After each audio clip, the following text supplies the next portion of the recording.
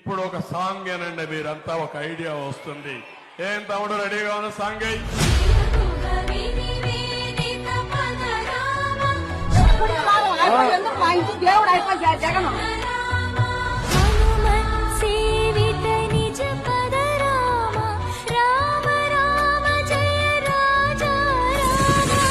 ప్రతి కార్యకర్త కష్టాన్ని చూస్తా ఉన్నా కాబట్టి చెప్తా ఉన్నా,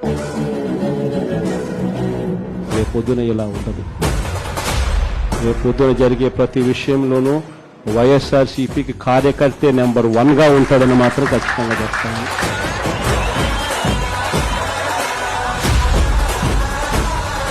పేరైతే మీరు రాసుకోండి, దాని తర్వాత మాత్రం అన్యాయం చేసిన సినిమా మాత్రం మనం చూపిస్తాం.